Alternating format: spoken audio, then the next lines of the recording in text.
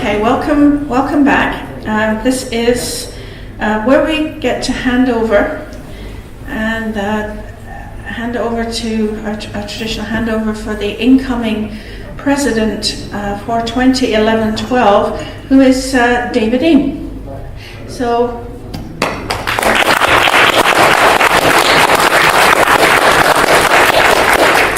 I would like to thank you all for your support this year and invite David to come forward to give his incoming presidential address. Welcome, David.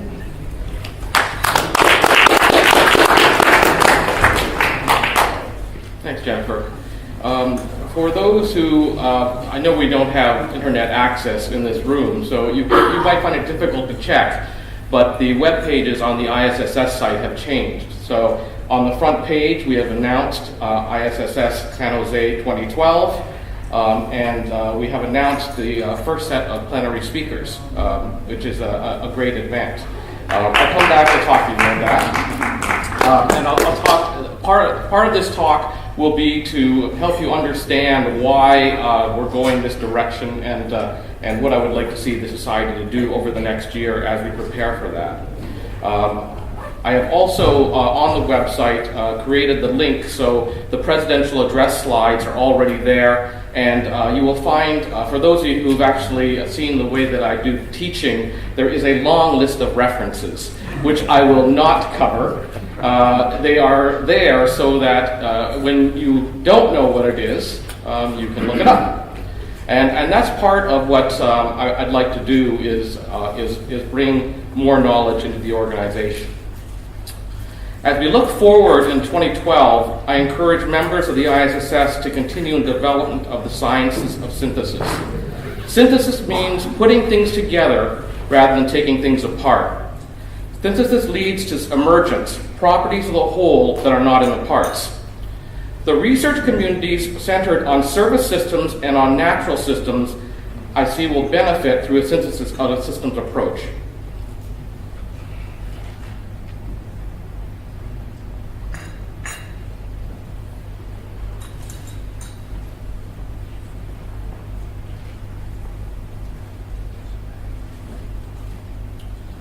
So this address has 6 parts. Firstly, I want to talk about the challenges where the systems approach can make a contribution. I wanted to explain a little bit about the idea of service systems and discuss the research in the service systems, discuss the research in the natural systems, in particular the ecosystems, where I think there's an opportunity, and then discuss some frames brought with the systems approach. This is where the reading list will come in. I'm going to present some frames for thinking about systems, and I expect that there'll be very few people in this room that will be familiar with the whole list. We've had some discussions over the years about the systems movement moving forward, and this is one of those times where I think we have that opportunity. I'll talk a little bit about learning and knowing and how we'll do that in ISSS 2012 in San Jose, and then I'll conclude with the call for participation at the annual meeting.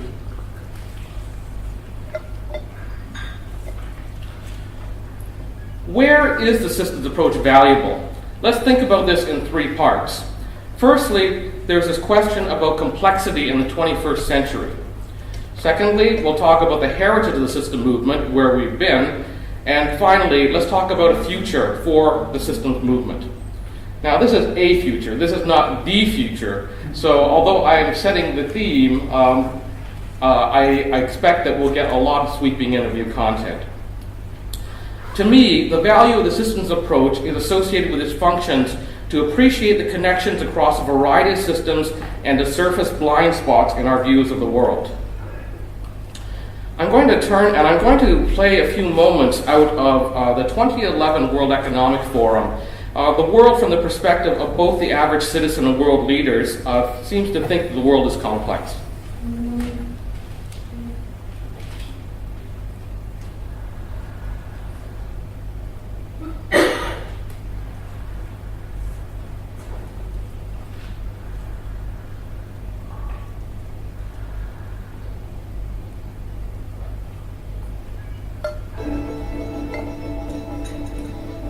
The world never has been confronted with so many complex challenges at the same time. And the role of the annual meeting in Davos is not just to address one of those challenges, but to provide a systemic, strategic overview about all what's important on the global agenda, and if possible, to come up with solutions and how we should confront, as a multi-stakeholder community, those challenges. To name only some of the challenges, of course, it's the economic situation, it's the great volatility which we have, not only in the capital markets, but food prices, commodity prices in general, and I could go on and on. Our risk report, which we will publish just in time for the annual meeting, will describe in detail 34 of those challenges.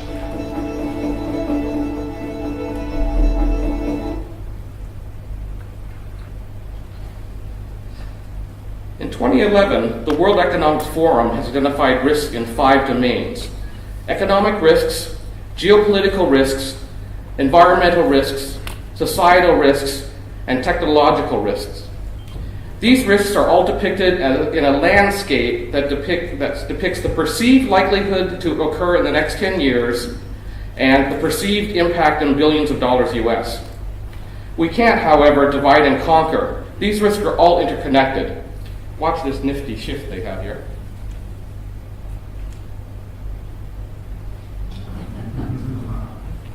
Sometimes it's nice to have money to do your graphics for you. This is a problematique in the era of rapid technological progress and social change. Let me give you another perspective on this.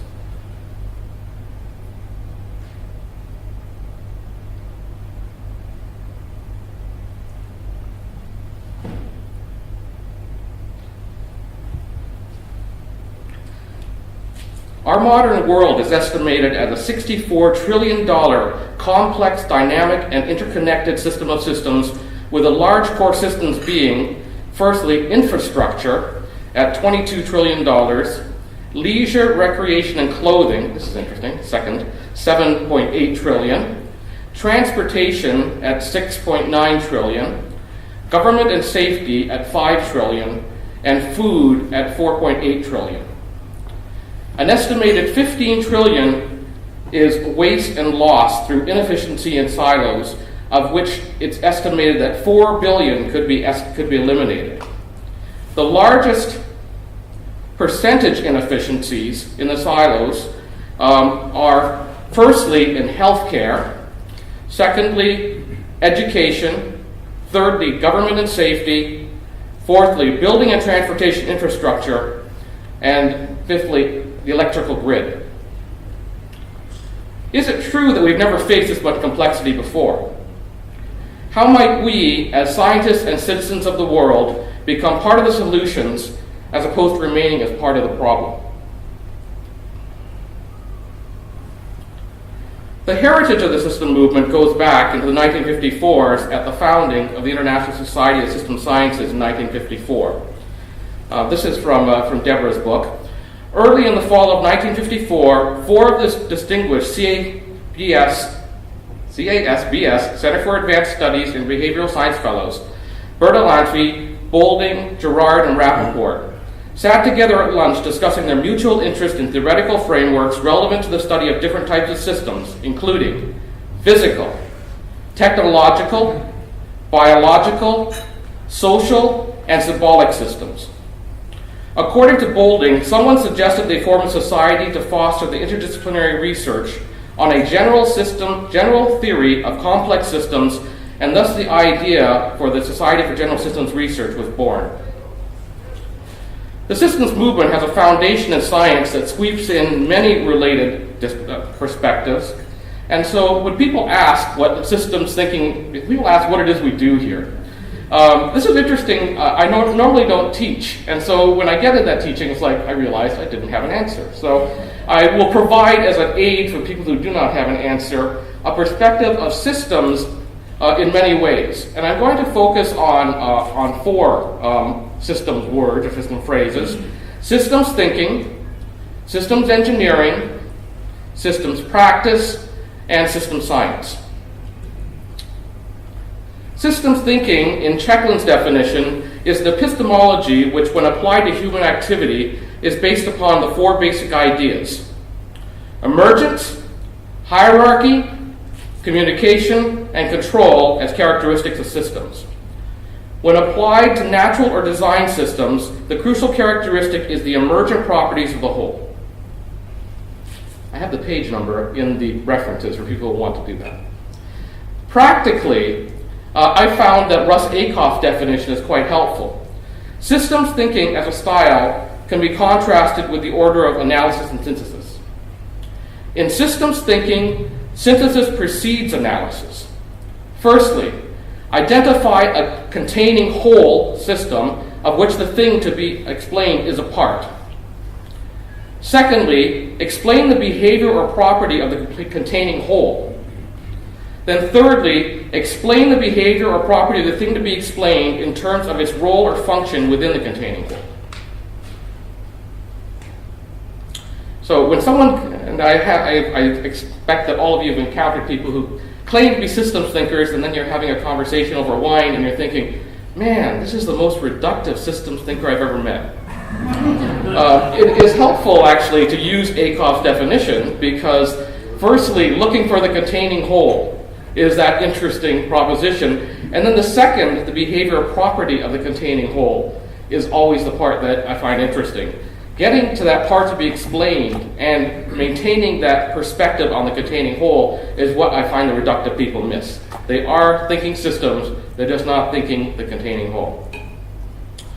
We've recently joined with INCOSE, the International Council on Systems Engineering. So I've been actually looking at what systems engineering means. I had the benefit of being at the INCOSE International Symposium in Denver, and so I asked some of the people, and they don't like their definition either. So the best definition that they gave was, well, we actually go back to Hull in 1954.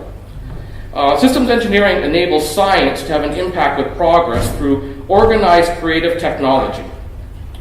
Systems engineering attempts to shorten the time lags between scientific discoveries and their applications, and between the appearance of human needs and the production of new systems to satisfy those needs. Systems engineering considers the content of the reservoir of new knowledge. So systems engineering is also supposed to be looking forward. Then plans and participates in the actions of projects and whole programs of projects leading to applications. It considers the needs of its customers and determines how these can be best met in the light of all knowledge, both old and new. Thus, systems engineering operates in the space between research and business and assumes the attitudes of both. Now, what I had said about systems thinkers, I think that systems engineering is also facing their challenges with reductionism. So I enjoyed reading this and finding this reference and finding that systems engineering, in discussing doing the thing right, this seems to suggest that as far back as 1954, it is more than that. However, the way that the average layman, the average practicing systems engineer may be doing that may or may not be any worse than the people who claim to be systems thinkers. Let's go to systems practice. Systems practice sets a scope of human activity systems. The idea of systems practice implies a desire to find out how to use systems concepts in trying to solve problems. A possible approach to systems practice aimed at real-world problem solving can be tackled by identifying, designing, and implementing human activity systems. So while we've been talking about systems thinking as thinking, systems practice is very much more about doing and having the impact from the human activity system. Which brings us to system science. System science brings us a general systems theory, and we can go back to Boulding. The objectives of general systems theory can be set out with varying degrees of ambition and confidence. At a low level of ambition, but with a high degree of confidence, it aims to point out similarities in the theoretical constructions of different disciplines where they exist, and to develop theoretical models having applicability to at least 2 different fields of study. So at that low-level ambition, we should be doing at least that. Let's try for the higher level of ambition. At the higher level of ambition, but with perhaps a lower degree of confidence, so this is when we are doing real research, it hopes to develop something more like a spectrum of theories, a system of systems. Now this is interesting. I thought systems of systems was something that came from the systems engineering community of Boulding said it in 1956. A system of systems which may perform the functions of a gestalt in theoretical construction. Such gestalt in special fields have been of great value in directing research towards the gaps they reveal. Thus, the research in the system sciences has a unique function to assist disciplinary sciences with gaps that they themselves may or may not appreciate. Let's talk about what we might do in the future. And I'll refer to Bateson in the 5-level categorization. And when I was reading this more closely, I came to appreciate that learning is process. Just to be clear, as for people who happen to need the extra homework, structure, as I've learned it, is arrangement in space, and process is arrangement in time. The systems movement has the benefit of a long tradition of learning.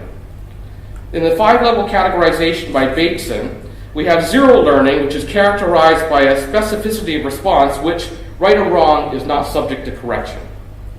Learning 1 is change in specificity of response by correction of errors of the choice within a set of alternatives. Learning 2 is a change in the process of learning 1. It's a corrective change in the set of alternatives from which choices are made, or it's a change in how the sequence of the experience is punctuated.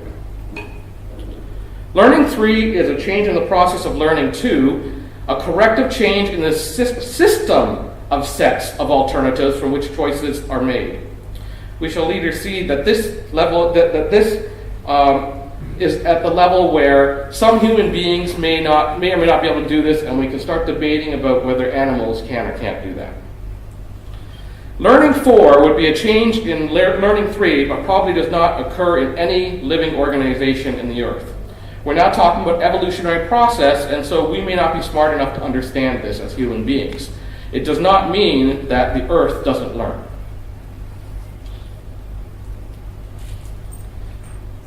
In thinking about the system sciences and how we can help people to learn, I'm going to lean on the curriculum of medical ignorance at the University of Arizona College of Medicine. The idea that they had at the College of Medicine is that when a doctor comes and asks you, when a doctor comes and gives you a hard diagnosis, like you've got cancer, the first response needs from the doctor to be, the first question from the patient comes, "Are you sure?" And the answer the doctor has to give is, "Yes, I'm sure," because having ambiguity only makes the patient feel worse. However, in the College of Medical Ignorance, they need to make doctors, while they're still in school, appreciate that medical knowledge does not have all of the answers. In the same way that we were talking about Bateson's learning 4, there are things that we may not know. So we can approach this through a map of ignorance. There are known unknowns. All the things that you know you don't know. Known unknowns are great things. Because if you know you don't know, you can do research. We have passive ignorance, which we could talk about as the ignoring.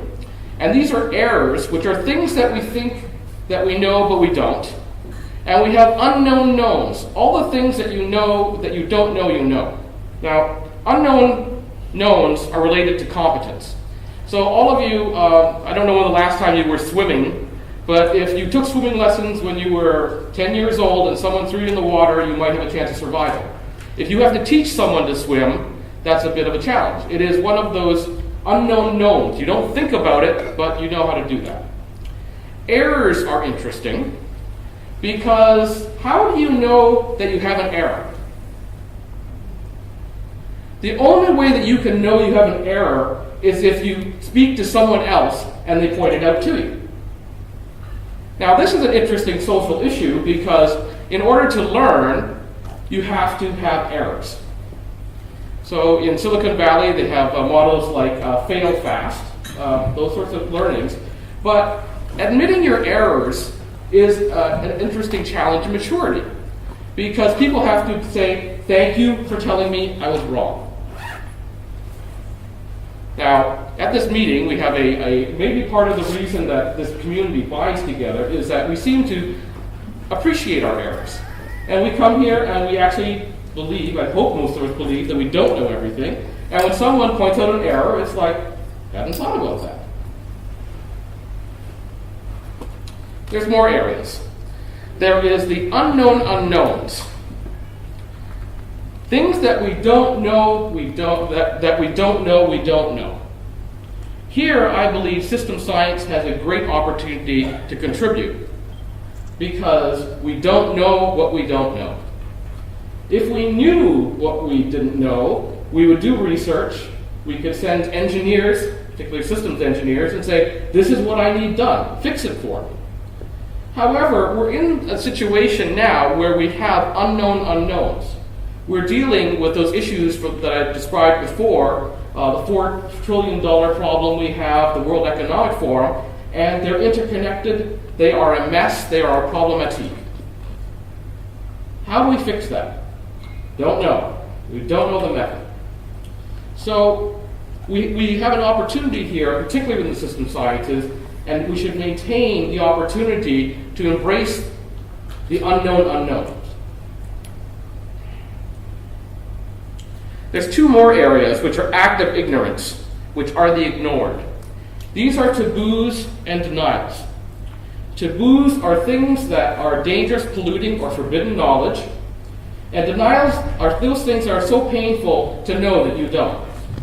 My favorite example and dilemma, in Canada, we have traditional Chinese medicine. And so we've had this discussion about, do we regulate traditional Chinese medicine or not? So if Western medicine regulates traditional Chinese medicine, that says that they have, in effect, blessed traditional Chinese medicine, which not all the doctors want to do. So that's somewhere between a denial and a taboo. So, okay, so you don't like them doing traditional Chinese medicine, so we'll regulate them. But if we regulate them, then we have to actually know what they're doing. So we run into these sorts of loops. In the system sciences, we may or may not deal with so much with the taboos or denials, but we need to recognize that those are there.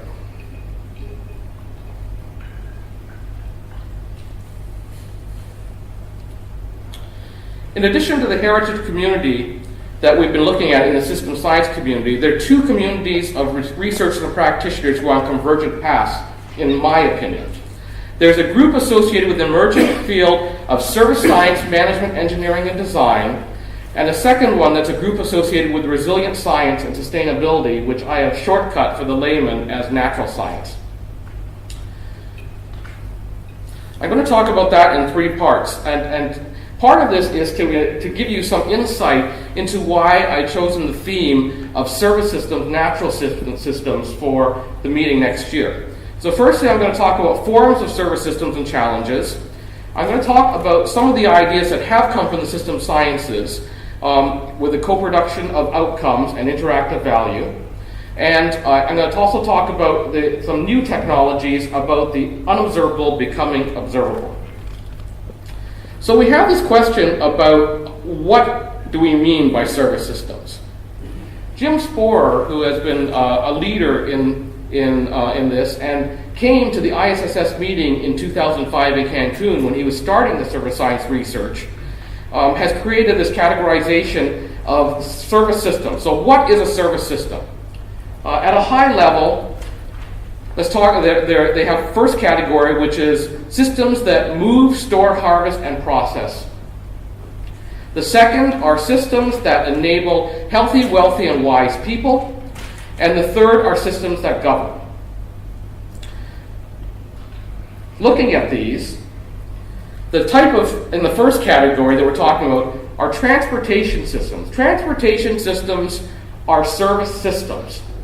And so as Akoff would describe when we talk about buses going around people not on them, we start describing the function to human civilizations.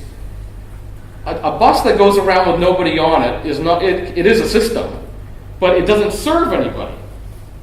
So if we talk about transportation as a service system, it changes the light. Now, in Toronto, we have a lot of questions about the Toronto Transit Commission and subways and this sort of thing, and whether people serve or don't get served. So you run it quickly, rapidly into it is a system that operates, but whether it is a system that serves is a different question. Water and waste management. And people tend to focus on the product of water and having pipes, but the question is, does the water serve the people that live there? Food and global supply chains. Again, there's been so much emphasis on the product, but let's think about, are people being nourished properly?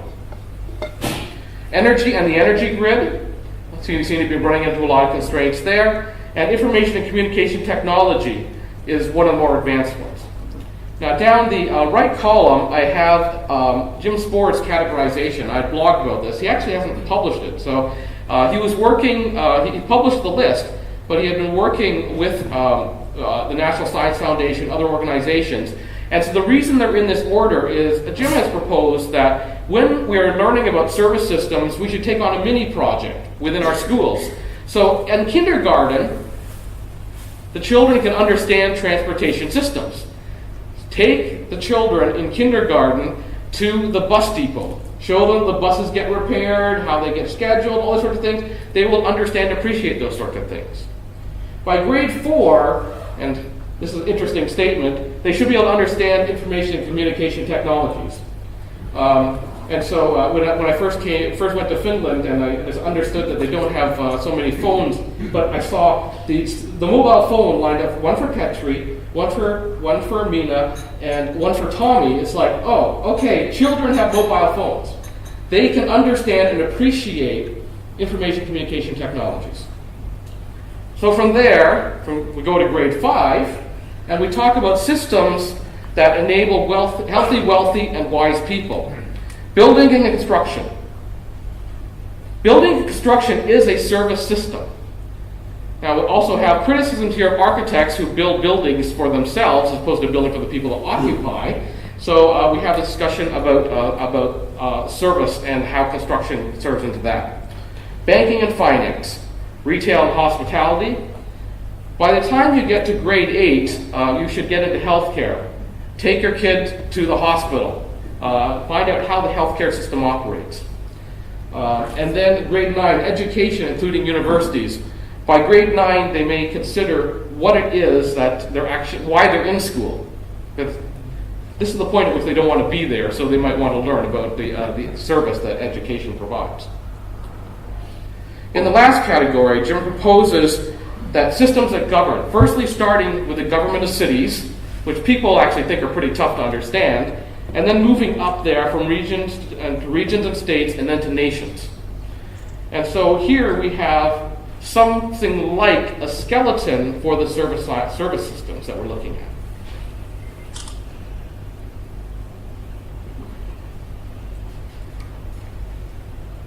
There's a formal definition that's come out in the so-called Cambridge report that was done jointly by IBM and the Institute for Manufacturing. And here's the definition, where a service system can be defined as a dynamic configuration of resources. And those resources are people, technology, organization, and shared information that creates and delivers value between the provider and the customer through service. Now here's some more of the learning by teaching. When I was in Finland in February, the first module was on service systems. And in the fall, the students had struggled a lot with systems. When I said phrase it as a service system, things got a whole lot clearer, because you start talking about stakeholders, you start talking about customers, you start talking about people who are outside the system that receive those services. So it's been an interesting adjustment as we've been talking about this, to make that movement from thinking about systems to thinking about service systems. Systems, there are a lot of systems in the world that are not very functional for the human beings for whom they're supposed to serve, and having that frame of service systems makes that difference.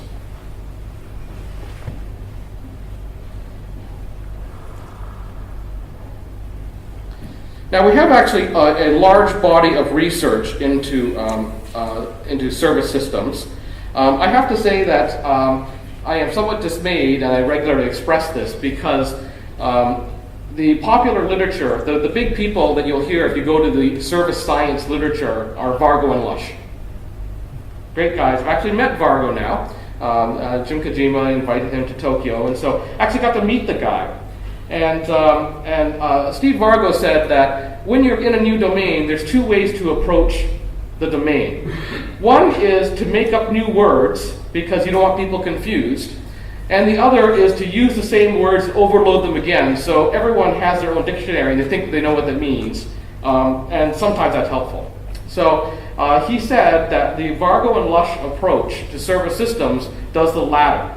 They use the word service. They have to redefine things all the time. In the history of this society, part of the people that have come up and have worked on service systems, and I'm glad to announce that Rafael Ramirez will be a keynote speaker at San Jose. And he had done work with Richard Norman on service systems going back quite a ways. To give the lineage, Raphael is a graduate of the Social System Science program at the University of Pennsylvania, which was ACOS's program. So if we start looking deeper into how systems and service systems fit together, we have to go back into ACOS and we can start talking about co-production. So for those of you who are not familiar with this work, I've summarized it on the webpage and you can come and take a look at it. But the idea of co-producers are two or more objects, properties, or environments that are producer of the same thing. Now, there's a very technical definition to this, but the part that's valuable about this is when people think about supply chain as an example, they think very linearly. And so they think about people bringing everything and then we have the result. The typical parable that's told about this, and Wes Churchman had written about this in Experience Reflection, and it goes way back, is about creating an oak tree. So I want to produce an oak tree. How does I do that?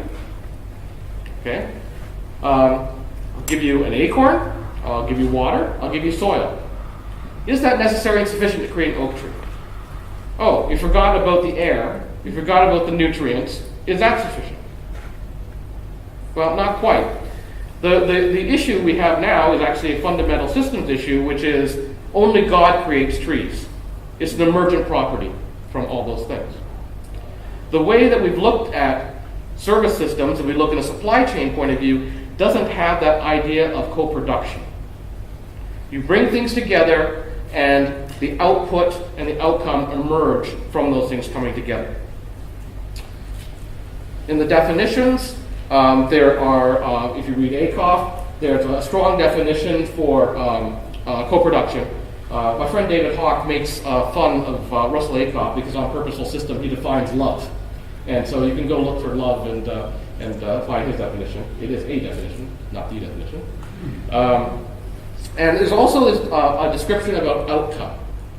Outcome is an interesting phrase because we need to differentiate a little bit between outputs, outcomes, and impacts. And this is where we start getting into some of the stuff that was done by Norman Ramirez and was carried through Ramirez and Boleyn. When we start talking about co-production and the idea of co-producing with the customer. So in the old days, when we think about supply chain, you deliver the product to the customer. We're thinking about something a little bit different, which is co-producing an outcome. It is not the customer as the recipient, the customer is a co-producer. How is value co-produced from the point of view of the customer?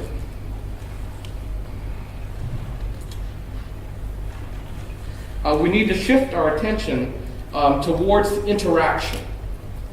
And so in the systems community, we're comfortable with that idea of interactions. the oak tree that emerges from the parts. But the people who are currently doing the service systems research aren't there, and I think they could use our help.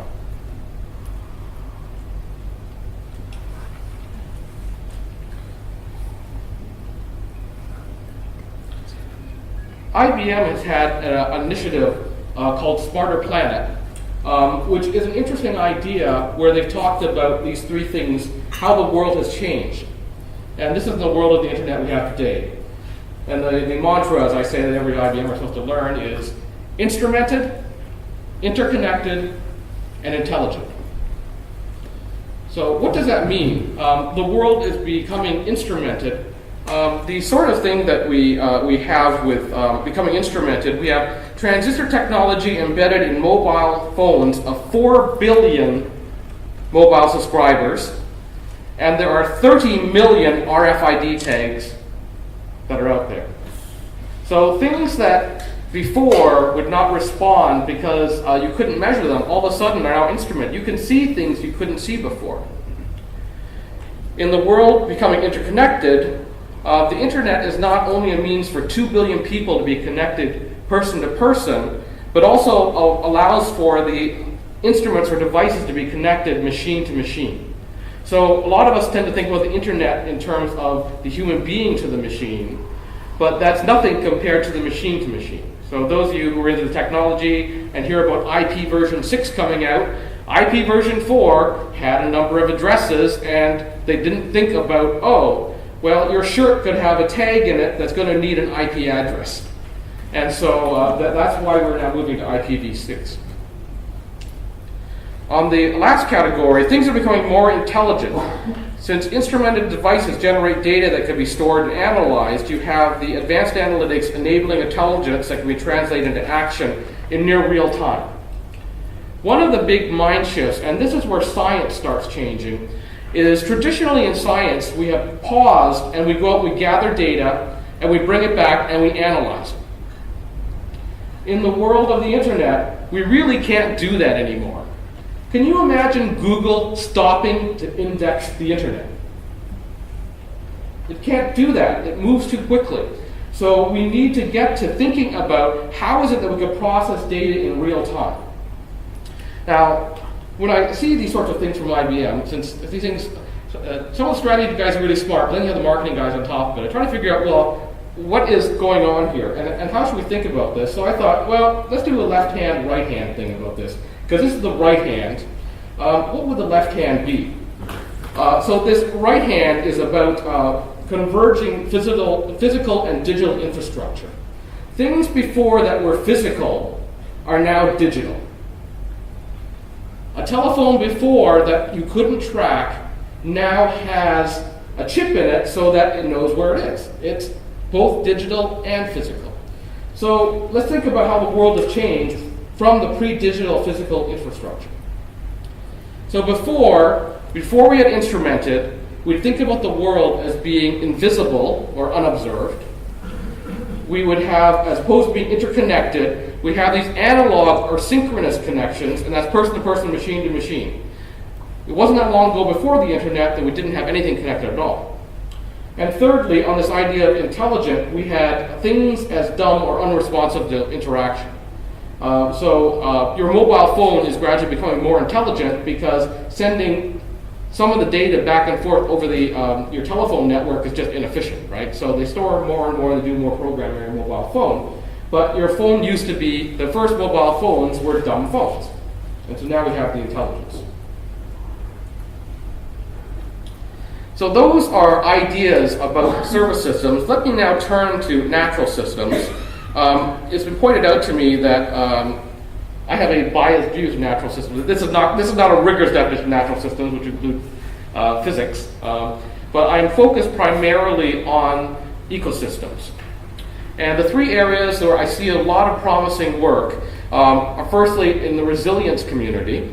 For those of you who are not familiar with it, and Mary knows this stuff because you've heard some of it in her talk before, I'll give a little bit of information on cross-scale relations and panarchy. And the third idea, regime shifts and thresholds.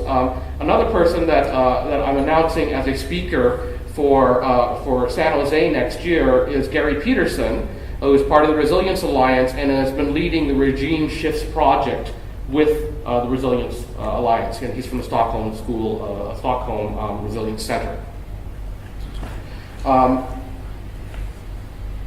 So, for those of you who are not familiar with these diagrams, I am not going to describe them in great detail. This is your homework. Between now and next year, you should know what these diagrams mean. This is Gunderson and Halling. The first one is the adaptive loop, where it's going through phases, and it's actually tricky assigning this to students and understanding that the adaptive loop is depicted in two dimensions of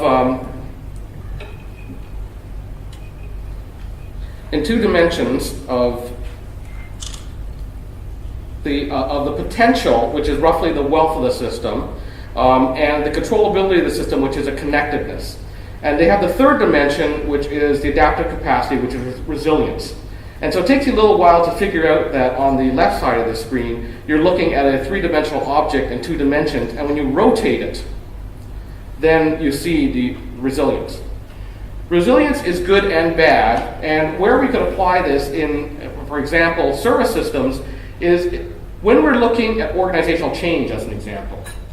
It's hard to change an organization that is resilient. Now, that doesn't mean it's a functional organization. You can have a resilient, dysfunctional organization. So how is it that you want to destabilize that?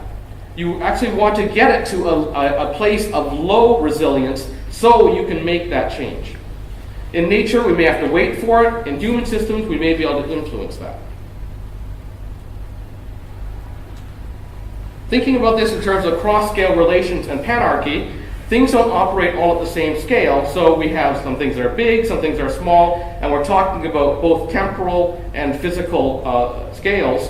But in the systems community, we need to think about how things work cross-scale and how they link with each other.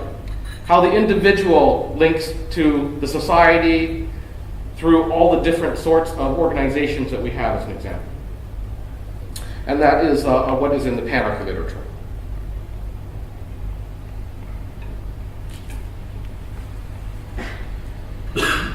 And we have what are called regime shifts and thresholds. I was amused at this because these are, for people who are not familiar with it, the ecologists call them ball and cup diagrams. And one of the ideas that comes out of the resilience research is the idea that there are multiple stable states.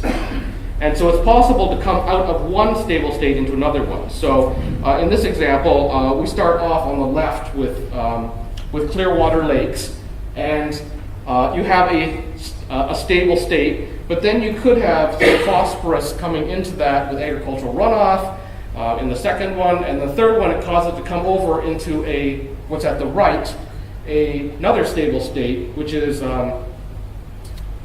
turbid water. This may or may not be the state you want to be in. One of the things I learned while I was at the Resilience Conference, why do ecologists like studying lakes? This is an interesting thing that we social scientists can appreciate, because there's a lot of them. And they're almost all identical, or they're next to each other, and so you can look at one lake and say, this one is in this stable state, and the one that's half a mile over is in another stable state. Why is that? And so the idea about having these thresholds, how shallow is that cup? Can we know that we are going to go and have another stable state and shift to a stable state that's less desirable?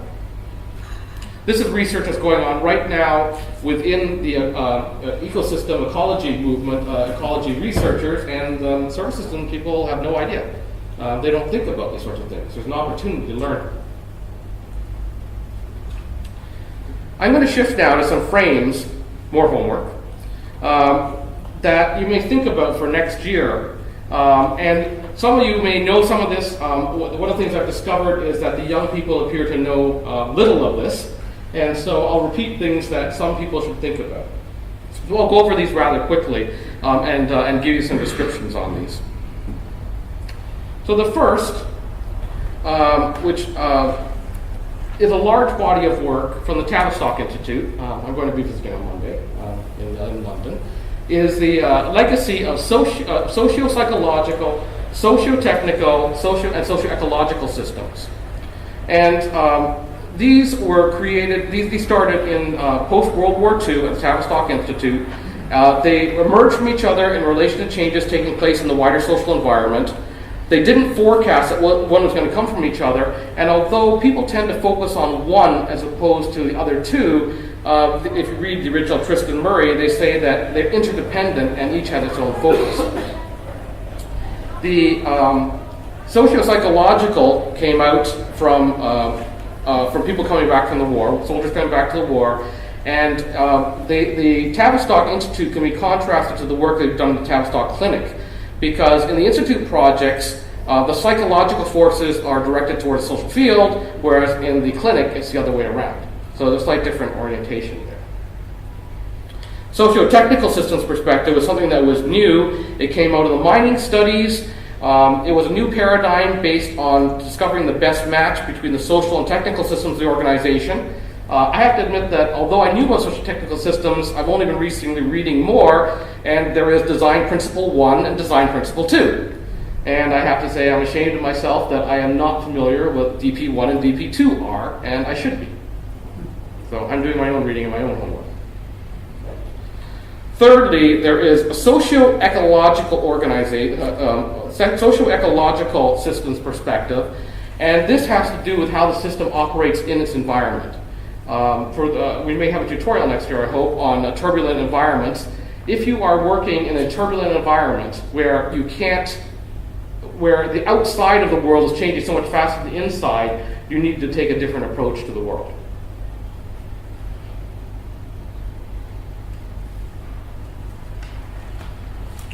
Secondly, I have a spectrum here: collapse, resilience, sustainability, regeneration. Again, I get to learn from my students and being challenged how to teach this, because when we talk about the sustainability movement, the question is, well, what do you mean by sustainability? And so collapse. Collapse is it's helpful to understand collapse in the work of Joe Tainter and Tim Allen, former ISS president, in understanding that collapse is a rapid, significant loss of established a level of socio-political complexity. Joe Tainter studied why Rome fell, and that's the idea behind it. And that's a good place to start. In teaching students sustainability, because I wasn't up the curve myself, I said, let's start here. Let's talk about sustainability as not collapsing.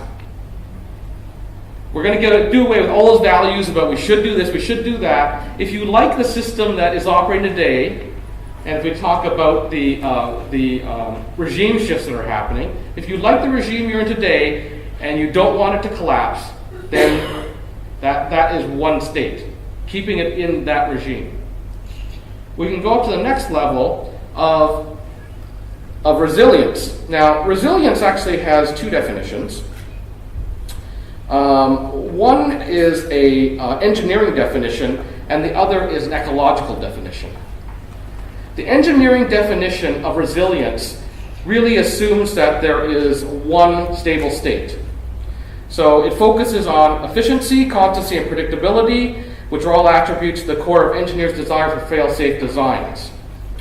The second one assumes that there are multiple stable states possible, and so focuses on persistence, change, unpredictability, and these are attributes embraced and celebrated by biologists in an evolutionary perspective and those who search for safe fail designs.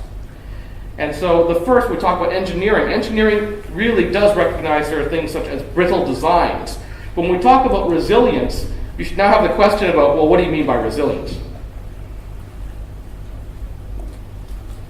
For sustainability, I'm going to punt a little bit and quote Alan Tainter and Hoekstra. And the most helpful thing that I found in teaching this is when confronted with the term sustainability, one should always ask, of what, for whom, for how long, and at what cost? And keeping those in mind, we end up having a social discussion because the of what, for whom, looms large. The last one I'd like to think about, learning more from my students, architecture students, they pointed me at some work on regeneration.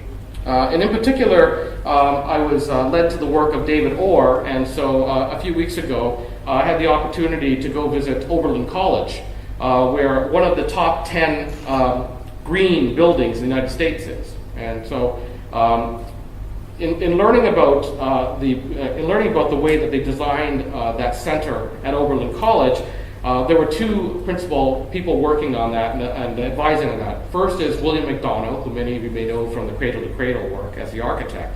But I actually got much more interested in the work of John Tillman Lyle, who was a landscape architect. And the idea here is about regenerative design. Because if we think about sustainability, sustainability really means a 0 point. So you're going to have some things that are not sustainable within your system, which means there's going to have to be other things within your system that regenerate. So think about things that die. You're going to need some things that are born, right? And so I've started doing research and thinking about regeneration. If I take this over to the world of service systems, a lot of the service systems I've worked as a consultant, we don't regenerate the knowledge. And so there's an opportunity for them to think about sustainable human capital, as an example, and where regeneration plays there.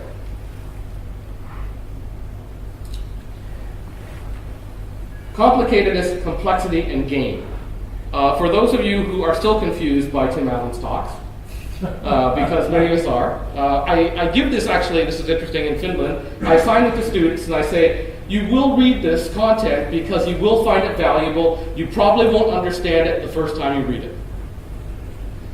But there may come a time when you go, I think I know something about this. Maybe I should go back and read this. And so this is the reason that I've included Tim as a plenary speaker, maybe as a remedial speaker, helping us to learn again, the idea of complexity and complicatedness. Complexity and complicatedness, I met Tim actually for the first time in 1998, and he published this in 2003 in the book. And so it helped me a lot to understand the difference between complicatedness and complexity. Complicatedness means taking things apart, means organizing at a lower level of energy. The advantage of complexity is it's more efficient. But when you have complexity, the greater efficiency comes at the risk of less sustainability. So we end up with these design choices between complicated designs and complex designs. And I'll definitely leave the high gain and low gain discussion for Tim, or you can mob him and get an explanation while he's still here and not let him get on his train. Dialogue, language, action, and conversation.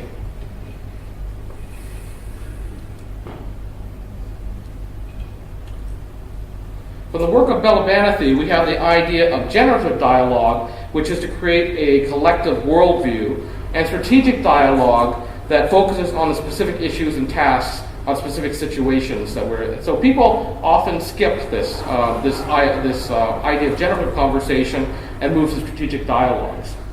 This is something that the IFSR has had a long heritage. The ISI has had a long heritage in these sorts of conversations. And we've heard a little bit about the situations when people are still trying to bond. We're going to have that discussion. I'd like to add on to that the work of Fernando Flores in language action perspective. This comes in commitments, and the book Creating Computers and Cognitions is actually one of the better known books of computer science, which no one understands. Everyone has it on their shelf and they don't understand. But the idea of commitment is more or less like buying and selling a house and operating through that. And commitment is one of the 4 types of conversation. You can have a conversation for action, when you actually commit to do something. You can have a conversation for clarification, which is, the world is a different way, happening differently than we expected, so we need to clarify what it is that's going on. The conversation for possibilities, where we're looking for new futures, and the conversation for orientation, which are very much the bonding, generative conversation sort of thing, understand where people come from. But understanding these types of conversations, it helps people sometimes frame the way that we need to move forward. Sometimes you need a generative conversation, sometimes you need a strategic conversation, sometimes they're about possibilities, sometimes they're about clarification.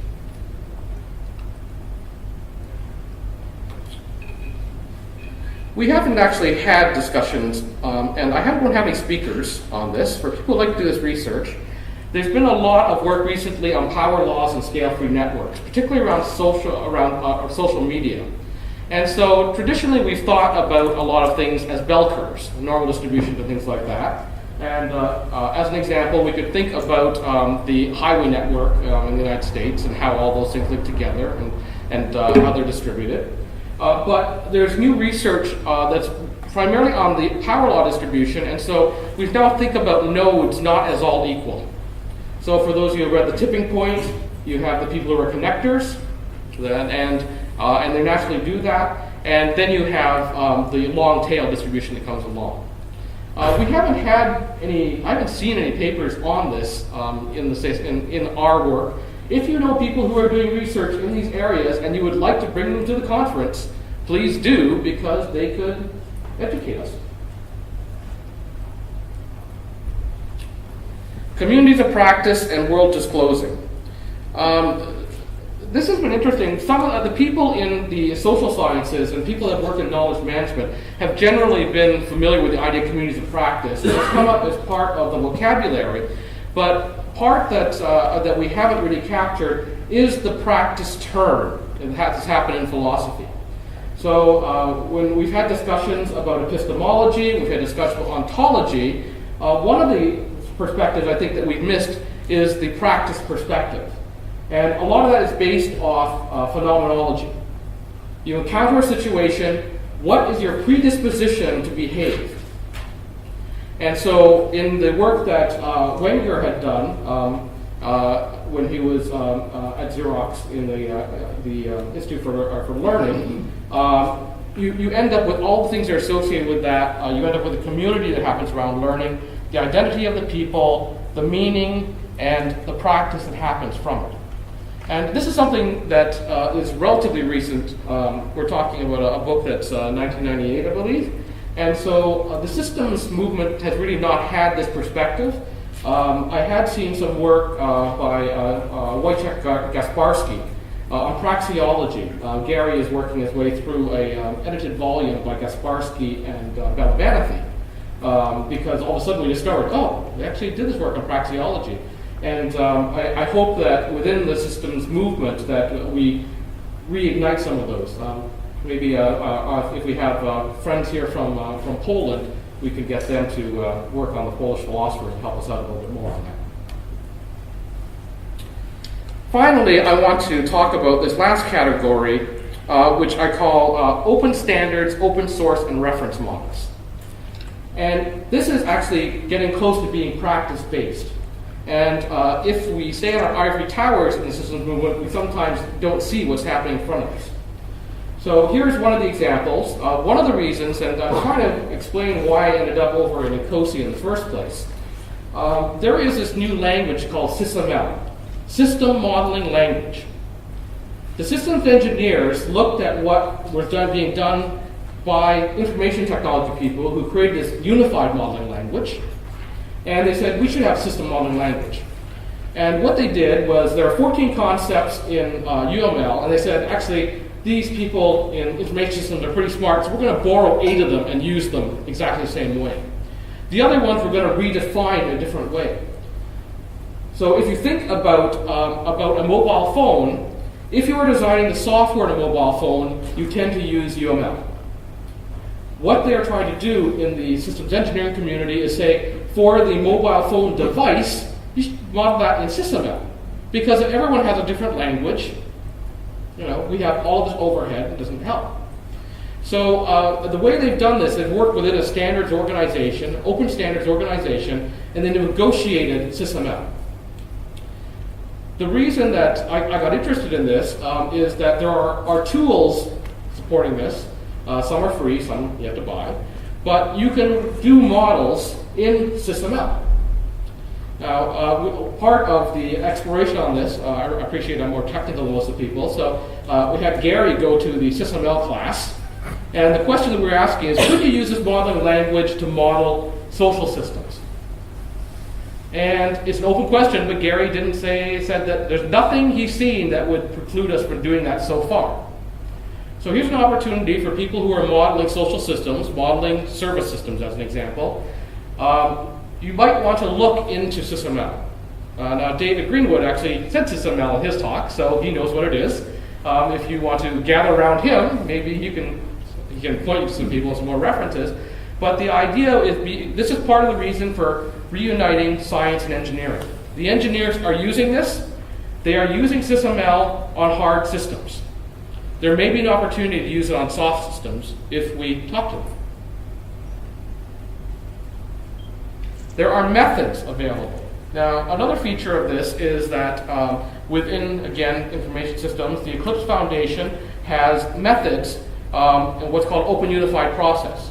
So if you are going to deliver an information system, they have these methods, plus they have tools that are free. You go to the website and you download it and you could design this. So for those of you in consulting, perhaps in the consulting workshop, I described the interesting way I discovered this. So in the 1990s, IBM had IBM Global Services Method, which was proprietary and no one could even see it. Like, we had to sign for the manuals. And it wasn't updated very much, and then I wondered what happened to it. And then I was looking around, and lo and behold, it is now open source and it is free, and it doesn't come in a binder, it comes in a software tool. If you are designing a consulting engagement that is large, you could define the work products of those people. You could define the roles, the tasks, how all those things interact. You could export it into Microsoft Project if you want. The tool is free. Why isn't everybody using this? Just don't know. So there are tools available and opportunities to use those.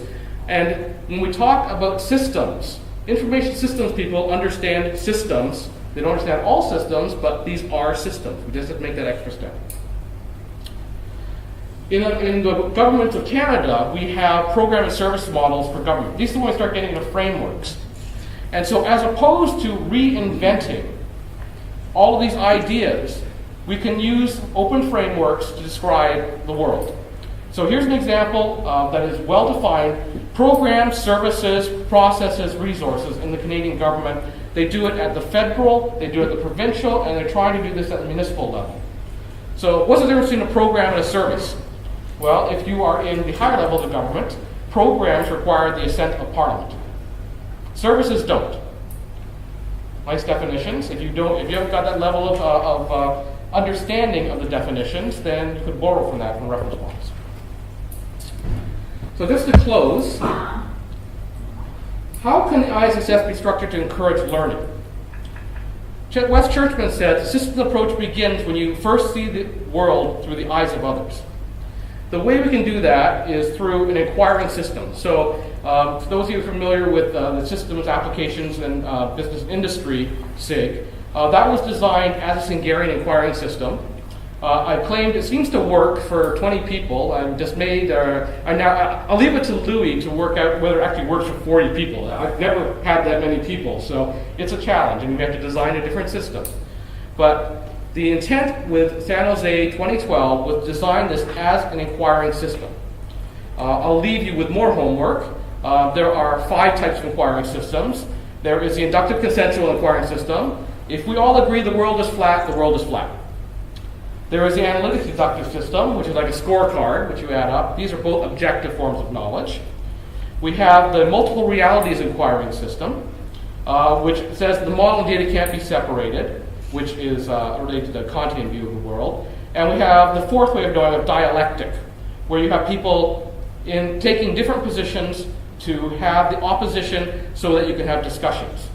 In a dialectic, we would have one person, as an example, saying black, the other person says white. The person that learns is neither one of those people. It is the observer. The observer can see the shades of gray while other people are taking those positions of black or white. That is why I have asked for a program that's oriented around service systems and natural systems. What we're going to do is have service systems people listening to natural systems speakers and saying, I don't know what to do with that. I really don't know what to do with that, and working through and trying to create new knowledge through those gray areas. And we'll do that in a multiple perspectives inquiry where everyone gets the opportunity to be both an observer and one of those people that's acting as a debater. With that, I welcome you to come to the ISSS San Jose 2012 meeting a year from now. We will be starting accepting abstracts in December and starting registration in January, and I hope to see you all there. Thank you.